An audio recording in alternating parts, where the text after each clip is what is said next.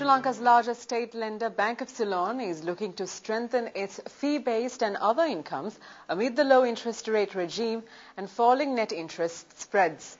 Chairman of the bank, Dr. Gamani Wickramasinghe, spoke to LBR on the financial institution's future plans and its role in the island's growing economy. Could you explain where your other income comes from? Our other income comes from fee-based income. Share valuation, then exchange rates, trade finance areas. So lots of areas where we are getting either dividends, commissions or fees. Other income, now actually we are working on that very hard because of a reduction of interest rates. To counteract that impact, we have to increase our other income. So therefore we are trying to do more fee-based kind of activity, and then related other areas, because these days, earlier we were doing a lot of share trading, so now that also has reduced, the whole market has reduced. So it's a mixture of reasons that we had to work on now, and then we are working on to our positive side also now.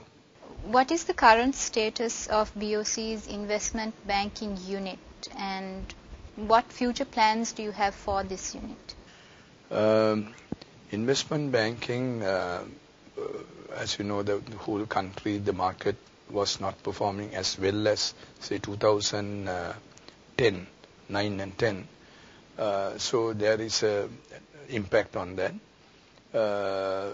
We also have reduced our that operation somewhat for many reasons. But on the government securities that we have had and also other investments we have already made, we are getting again not that much of dividends and other returns. With the share trading activity slowing down, there was a negative impact on that other income portion. So, but we are hoping the last 3-4 months of the year will give us some kind of breather to improve on those activities. We have different plans for the investment. You mean the investment unit? Yes, we have different plans because now we are operating it within the bank, and then we have Chinese walls between the activities. So we are also thinking maybe to have a separate operation in the future in this regard. But at the moment we are working like we used to do it, but at a reduced activity rate. We've seen the tourism industry boom in Sri Lanka over the past 2 years or so. What has lending been like to this sector? Tourism, now I don't know about the other banks, but with Bank of Ceylon, we have had many inquiries for loans in the tourism sector. In the last year, we didn't have very many requirements. This year, now we are beginning to get. As an example, last week, some very influential, some people came to see us and want to know whether we could fund 8 hotels. Right? They are not the 5-star or that 7-star area, 3-star hotels. So they feel there's a big market for that kind of hotels. So likewise, we have had inquiries maybe for about 15-20 hotels in the last 4 months, 5 months. So that means what I'm trying to say is now only that people have got the idea. I think we have to build hotels. The tourists are coming. The growth is real. And that's a very healthy sign. So Bank of Ceylon, we have earmarked a separate area, separate fund to support that sector in terms of dollars and terms of rupees. BOC's loan book margin has been quite strong. Can you explain how you managed to achieve this? Actually, we have done it with lot of competition around. We had those trends of interest rates reduction, then more loans we dispersed because of the reduction. We lost our income through that, but then we increased the number of loans given. We structured many different loans for long-term, medium-term and other areas. And then we introduced many different loan products, for argument's sake, to buy a boat versus doing some agriculture, and then getting into industry. Then for self-financing, not self-finance, self-employment projects. We have gone and done quite a lot of activity. Some of those areas we have a better return. Now, if you look at microfinance, people think that must be the lowest of interest rates, but unfortunately the microfinance areas are quite high interest rates because the collection, the distribution, there's a big cost. Because of our structure we have, some of those areas we can get involved without increasing the interest rates, but getting a better return. We also participate in some of those activities. So it's a mixture, total mixture, and then that is how we balance our loan book. Generally, all areas there are requirements. We have not seen anything big leaps and bounds coming in and say, give me money or something.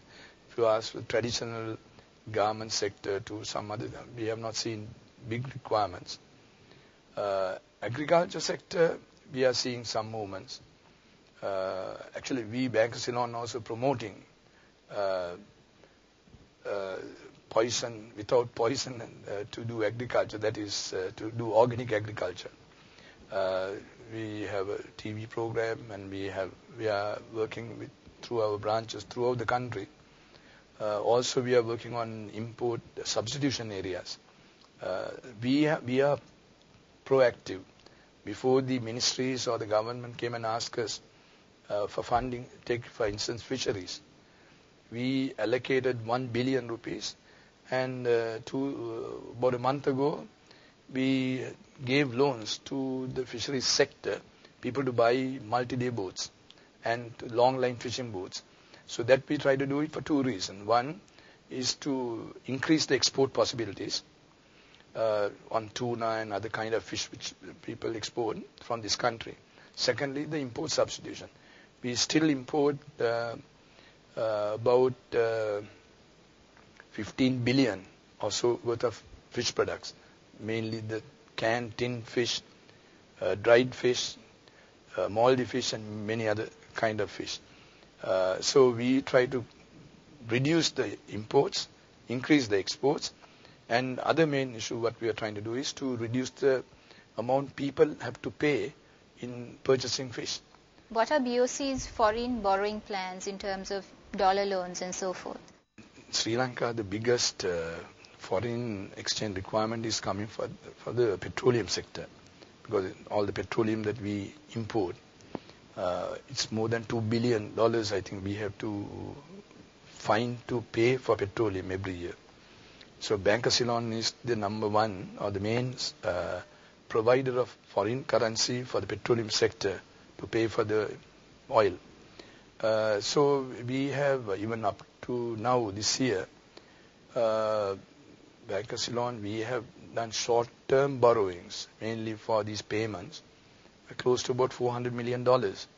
But whenever the requirement comes, we feel very confident that we can structure loans, we can syndicate loans.